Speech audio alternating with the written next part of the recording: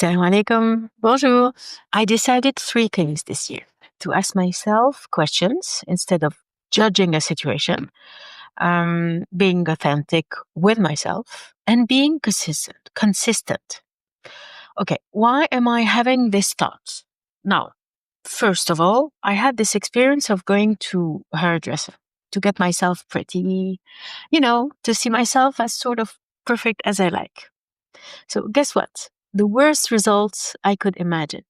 Even when I tried to hide it, it looks worse than before. Okay, fantastic. Second one, and that's kind of a regular in my podcast. I have been working on myself for years to control anger. And it happened that the very last day of 2025, I got in a grudge and I got to bed super angry. And I felt super bad about it. As someone who failed for the 12th time to the driving license test, shame was nosing up, and that stupid guilt, sneaky emotion was just having it blast with me. What to do? And then, Eureka! The second day of January, I woke up after having a dream that left me with a joyful note. And something shifted in my mind, in my heart. It became obvious. I am never going to be perfect this year. And it's never going to be perfect anyway. So I just had to chill. And I got out of bed very quickly as a kid. And I put some music. I danced. I danced for 20 minutes of some Algerian Saharian music. My roots are there from. A good sweat after that. And I saw a miracle. My husband came over very joyfully. My kids were a bit not super happy about it, but that's usual when I'm super excited at first. It's like they want to tell me I'm their position. But the day goes so smoothly. It was just a good day. Perfect is exactly what makes me postpone, procrastinate, elude, put aside everything I want to do. Everybody says perfect doesn't exist, huh? But we all look for perfect. And no need to lie to ourselves. I can see on who are the big stars that have the big numbers of followers. People follow perfect. Social media show mainly people who speak perfectly. 1 minute, no hums. Everything is perfect. Perfect lighting, perfect body language. And most importantly, people who are experts in speaking to our subconscious mind, to our reptilian brain that will make us attentive. Yet, people crave for authentic. People love true emotion. That is authentic. Authentic comes from the heart directly. How do I know that?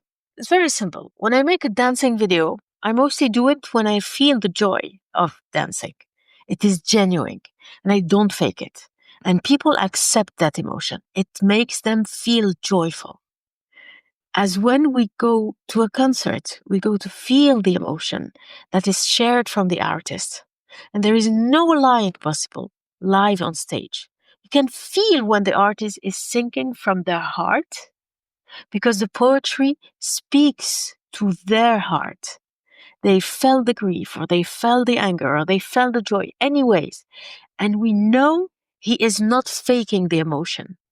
I noticed it with Imagine Dragons. I noticed it with Alicia Keys. But when I went to see Jennifer Lopez, I really got buzzed with her music. I really loved dancing on her music. I was truly disappointed with what she served us. It was perfect. It was very professional. It was very technique. It was all perfect, but there was no connection. She didn't feel her music. It was a recipe for a business success, not for authenticity. And I was disappointed.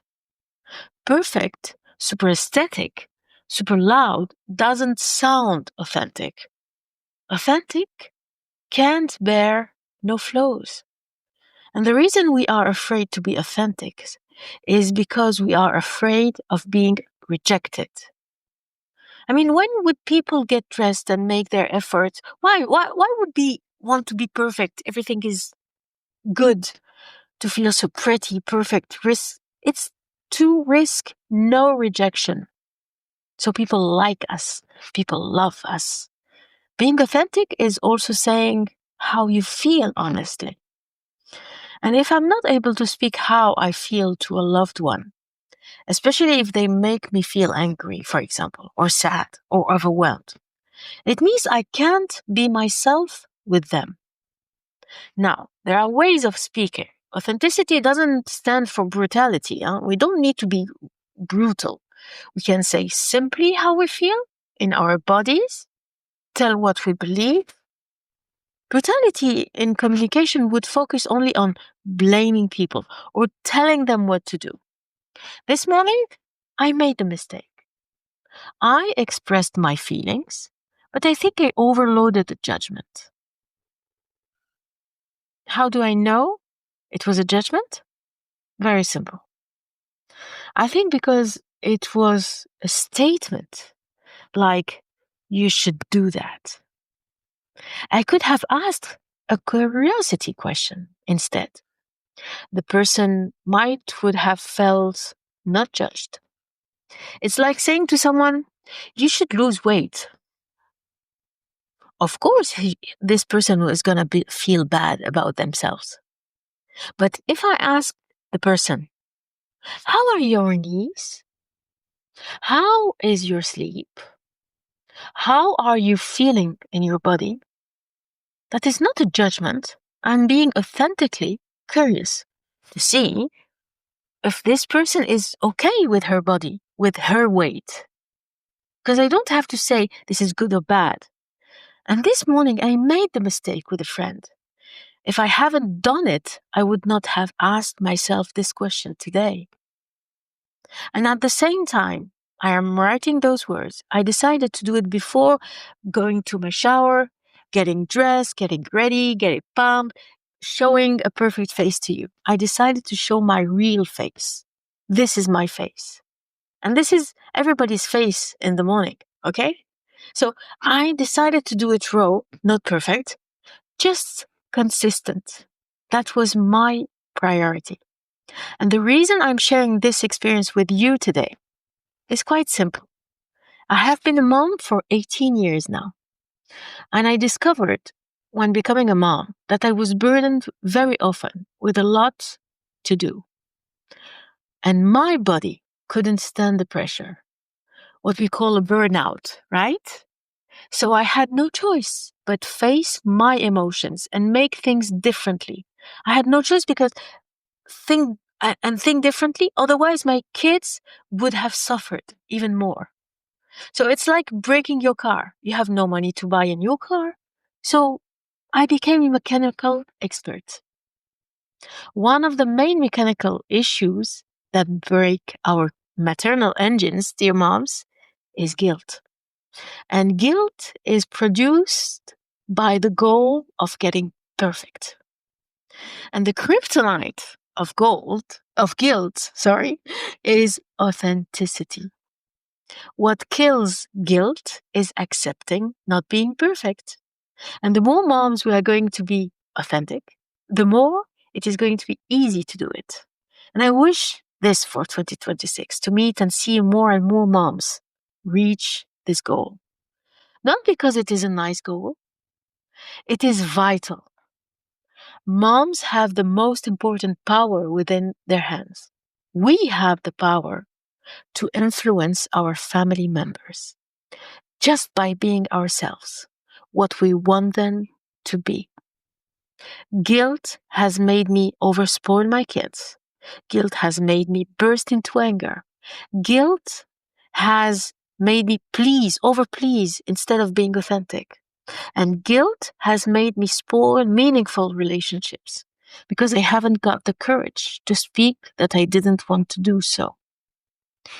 It is guilt that makes us buy cell phones to our kids and let them get addicted to scrolling in an age where it can damage their mental and physical well-being. And that is understating all the neuroscience behind the huge effect on their cognitive abilities. Guilt is our kryptonite, moms. So if you want more authenticity this year, if you are interested in getting true, joyful, creative solutions to that guilt you are carrying, follow me and get more moms to help us reach the authenticity level of emotional freedom. Have a great day. Have a great year. And I hope you'll join me on this journey. Have a good day.